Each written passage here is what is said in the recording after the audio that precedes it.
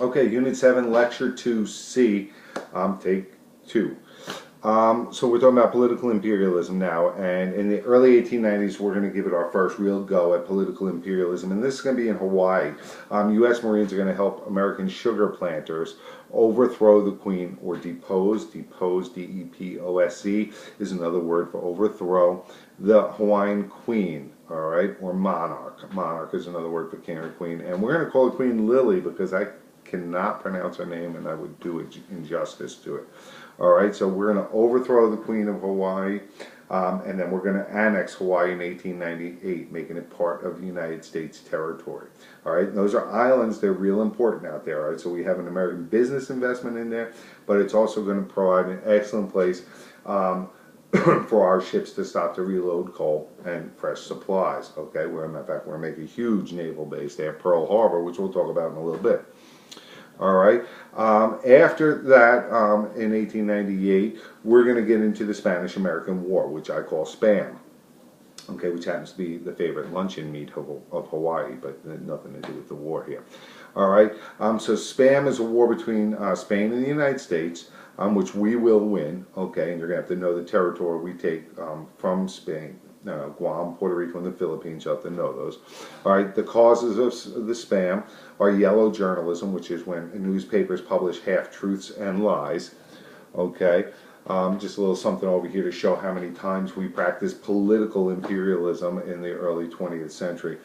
All right, so yellow journalism and lies is lies. Actually, William Hearst had said, "You provide the pictures, and I'll provide the war." Okay. The sinking of the USS Maine in Havana Harbor will be a cause of the Spanish-American War.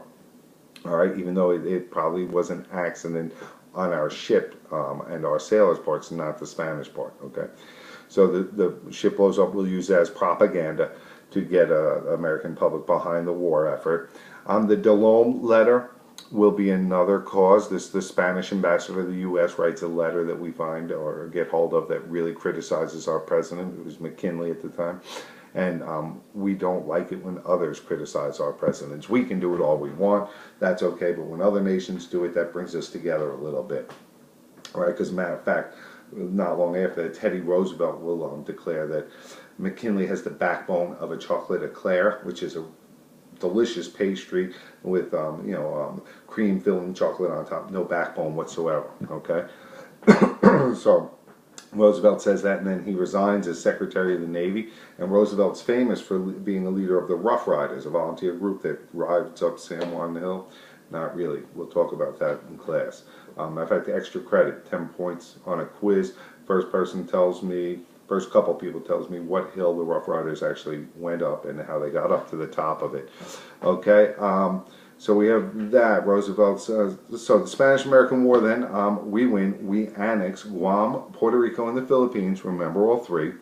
Okay, it also, through the Platt Amendment, Platt, P-L-A-T-T, is on your list, is going to give us the right, it asserts the right, declares the right for us to involve ourselves in Cuba's affairs. It allows us to intervene in their foreign policy. It lets us pick their friends, because Cuba is 90 miles off the coast of Florida. It's very close to us, and according to Mahan, we should be in charge of it. So we're very nervous about them. We will be all the way up through the 1960s. We'll talk about that later. All right, so we get to pick their friends and decide who they can hang out with. Okay, it also leases us kind of Guantanamo Bay, where we're at today. You know, most of you know it through the very important movie that was released a year or so ago, Harold and Kumar. Okay, we are also going to continue political imperialism in Panama. Panama is a province of Colombia at this time. Colombia doesn't want to give us a good deal on the canal. If you look right down there in the isthmus, that tiny spot, we want to build a canal there because it'll cut off a huge part of that trip. We want to sail all the way around South America, really decrease the amount we need to spend on coal and stuff. So we encourage Panama to win their independence, and then we negotiate a great deal for us to build a canal, which we controlled up until, I don't know, 10, 15, 20 years ago. Okay, Roosevelt corollary. I'm running out of time. I want you to remember Roosevelt corollary.